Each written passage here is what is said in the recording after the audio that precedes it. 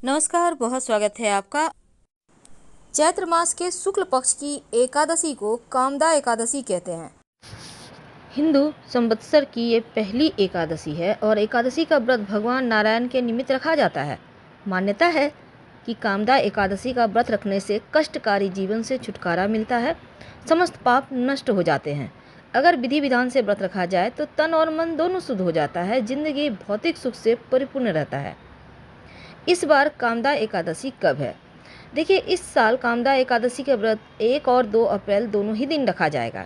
अगर हम पंचांग की माने तो 1 अप्रैल को सुबह 1:58 पर एकादशी तिथि शुरू होगी और अगले दिन 2 अप्रैल 2023 को सुबह 4:19 पर समाप्त होगी। शास्त्रों के अनुसार जब एकादशी व्रत लगातार 2 दिन के लिए हो तो सामर्थ्य संप्रदाय और गृहस्थ जीवन दोनों के लिए यह व्रत पहले दिन रखना चाहिए। लेकिन जो साधु संत हैं, वैष्णव संप्रदाय के लोग हैं, वो इस एकादशी व्रत को अगर इस बार रखना चाहते हैं तो 1 अप्रैल को ही रखना शुभ होगा। वैसे तो वैष्णव संप्रदाय वाले 2 अप्रैल को व्रत करेंगे। तो इस दिन व्रत अगर आप रखते हैं तो 2 अप्रैल को दोपहर 1:40 से शाम 4:10 के बीच आप पारण कर सकते हैं। और अगर आप 2 अप्रैल को व्रत रखते हैं तो 3 अप्रैल की सुबह 6:09 से सुबह 6:24 के बीच आप पारण करेंगे। इस व्रत को आप 2 तरीके से रख सकते हैं, जैसे कि फलाहार, निर्जल, दोनों ही तरीके से आप रख सकते हैं। सूर्योदय से अगले दिन व्रत पारण तक मान्यता है इस एकादशी व्रत को रखना चाहिए। भगवान श्री हरि की विशेष पूजा कीजिएगा, दोपहर में मत सोइएगा और रात्रि जागरण जरूर कीजिएगा। वैसे तो अगर हम हिंदू संवत्सर की माने तो पहली एकादशी है और मान्यता है कि इस शुभ तिथि पर व्रत रखकर भगवान नारायण की पूजा अर्चना की जाए तो सारी मनोकामनाएं पूर्ण होती है और आपके पितृ अगर प्रेत योनि में हैं तो उनसे उनको मुक्ति मिल जाती है।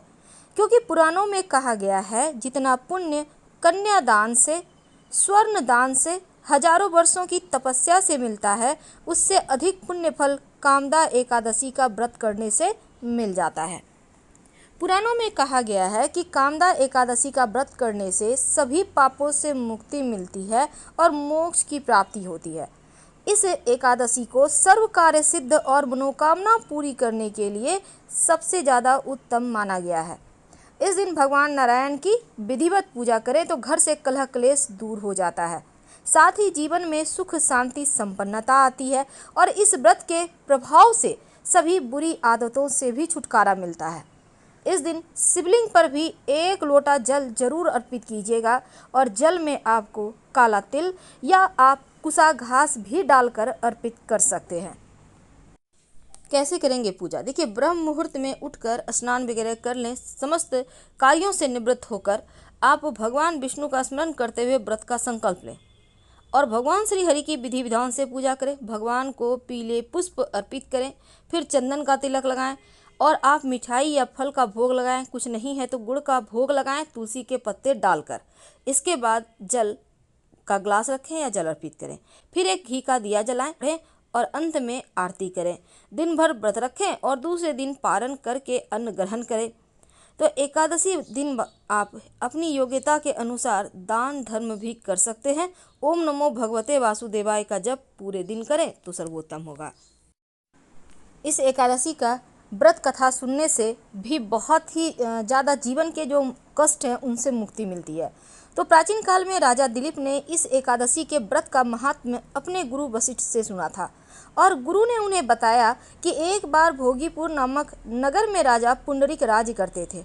उस राज्य में कई अप्सराएं, किन्नर, गंधर्व रहते थे और उसी राज्य में ललिता और ललित नाम के पति पत्नी रहते थे। दोनों के बीच बहुत प्रेम था। एक दिन ललित राज दरबार में गान कर रहे थे, तभी उनको अपनी पत्नी ललिता की याद आ गई, जिससे सुर लय ताल सब बिगड़ गया।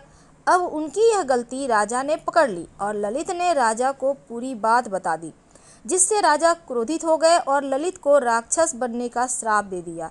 अब श्राप की वजह से वह मनुष्य से राक्षस बन गया। इससे ललिता को काफ़ी दुख पहुंचा और वह ऋषि श्रृंगी के पास पहुंची। तब ऋषि ने कामदा एकादशी व्रत करने की सलाह दी। तो ललिता ने चैत्र एकादशी का व्रत रखकर भगवान नारायण से प्रार्थना की कि मेरे इस व्रत का फल मेरे पति को प्राप्त हो जाए, और भगवान नारायण ने पत्नी के व्रत का फल उसके राक्षस बन चुके पति ललित को दे दिया, जिससे वह राक्षस एक बार फिर से मनुष्य बन गया। और यह व्रत के बारे में कहा जाता है कि इस व्रत को रखने से उपासक ब्रह्म हत्या जैसे पापों से, पिशाच योनि से भी मुक्त हो जाता है।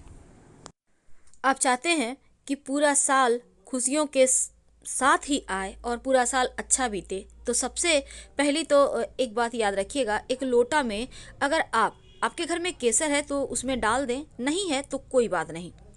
आप एक लोटा जल ले जाकर शिवलिंग के ऊपर बेलपत्र डालकर अर्पित कर दें। आपके पास बेलपत्र भी नहीं है तो आप गंगा जल ही जाकर अर्पित कर दें, क्योंकि शिवलिंग पर अगर आप शिव जी को प्रसन्न करने के लिए केसर मिलाकर या फिर हल्दी मत डालिएगा, चंदन डालकर या बेलपत्र डालकर या पीपल का पत्ता डालकर अर्पित कर देते हैं जल, तो जीवन के स्वास्थ्य की मुश्किलें दूर होती है, धन की मुश्किलें दूर होती है। और इस बीच अनवरत जप कीजिएगा ओम नमः शिवाय या नमः शिवाय का। पीपल का पत्ता डालकर अर्पित करने से शिवलिंग पर स्वास्थ्य की मुश्किलें दूर हो जाती है, तो पूरा साल आपका स्वास्थ्य भी अच्छा रहेगा। लेकिन अगर धन की मुश्किलें ज़्यादा परेशान करें तब एक सिंपल सा प्रयोग कीजिएगा। धन की मुश्किल, क्योंकि व्यक्ति को धन की मुश्किल अगर परेशान करे तो वो कहीं ना कहीं भीतर से टूट जाता है। तो आर्थिक तंगी से मुक्ति अगर चाहते हैं तब एक लोटा जल में कच्चा दूध डालें, थोड़ी सी मीठी वस्तु यानी शक्कर वगैरह डाल दें, और अगर आपके लिए संभव हो तब दही घी शहद भी ले लीजिएगा, यानी कि यह पंचामृत शिवलिंग पर अर्पित करें और फिर जल अर्पित करें। ओम रुद्राय नमः का जप करते हुए पूरा साल धन आएगा, धन की कमी आपको महसूस नहीं होगी और भगवान की कृपा से जीवन में खुशियां भी बढ़ेगा। लेकिन अगर पितृदोष परेशान करे, पितृदोष के कारण ना तो तरक्की होती है, ना उन्नति होती है, ना संतान का सुख मिलता है, व्यक्ति जहाँ से चलता है वहीं रह जाता है, कितना भी मेहनत कर ले, हर कदम पर ठोकरें मिलती है, तब पितृदोष से बचने के लिए एक लोटा जल ले लें, एक चुटकी काला तिल या फिर आप कुसा घास डालकर शिवलिंग पर अर्पित कर दें तो पितृदोषों से मुक्ति मिलती है। इस एकादशी का व्रत रखने से समस्त पापों से मुक्ति मिलती है, यहाँ तक कि ब्रह्म हत्या जैसे महापाप से भी मुक्ति मिल जाती है। अगर हम धार्मिक ग्रंथों की माने तो भगवान श्री कृष्ण ने द्वारका युग में स्वयं इसका महात्म्य, आप अगर इस दिन व्रत रखें, आप इस दिन अगर कथा का श्रवण करें तो 1000 गोदान के बराबर पुण्य फल की प्राप्ति मिलती है। तो इस एकादशी की महिमा बहुत है। इस दिन गाय को अपने हाथों से गुड़ और काला तिल खिलाएं, सारे पाप समाप्त हो जाएंगे और आपके जीवन से परेशानियां भी समाप्त हो जाएगी। एकादशी तिथि के दिन कुछ ऐसे कार्य हैं जो वर्जित हैं।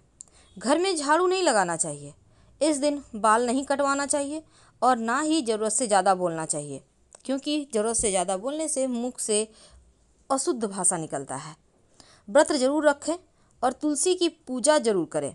चूरमे का प्रसाद वितरण करें। ओम नमो भगवते वासुदेवाय का ज़्यादा से ज़्यादा जप करें। अगर चंद्रमा गड़बड़ हो तो इस दिन आप दूध का दान कर सकते हैं। भगवान श्री हरि की अकेले पूजा ना करें, बल्कि उनके साथ माँ लक्ष्मी की भी पूजा करें, तभी पूरा आपको फल मिलेगा। विष्णु सहस्त्र नाम का पाठ कर सकते हैं। अगर आप व्रत रखते हैं तो फलाहार करें। आप चाहें तो विष्णु लक्ष्मी मंत्र का भी जप कर सकते हैं। ओम नारायणाय विद्महे वासुदेवाय धीमहि तन्नो विष्णु प्रचोदयात्। आप काम क्रोध मद लोभ अहंकार से दूर रहिए और व्रत का कथा जरूर पढ़ें और सुने। माँ लक्ष्मी गणेश जी की भी पूजा करें और द्वादशी को चावल बनाकर जरूर खाएं। तांबे के बर्तन का आप दान कर सकते हैं और पीले वस्त्र इस दिन जरूर धारण कीजिएगा। रात्रि जागरण कर सके तो अति उत्तम। रात में एक दीपक अपने घर के पूजा स्थान पर जरूर जलाएं और जो तुलसी का पौधा है वहाँ पर भी शाम में जलाना है आपको दीपक, लेकिन तुलसी का पत्ता तोड़िएगा मत। संभव हो तो इस दिन गेहूं का दान करें और पीपल के वृक्ष के नीचे एक लोटा जल में काला तिल डालकर आप अर्पित करें। लेकिन जब आप शिव जी की पूजा करेंगे तो जल में कुसा घास डालकर ही अर्पित करिए, तो बहुत अच्छा है। आपके पितृ प्रसन्न होंगे, उन्हें तृप्ति मिलेगी, पितृ दोष समाप्त हो जाएगा। तो हम आपसे विदा लेते हैं। हर हर महादेव। धन्यवाद।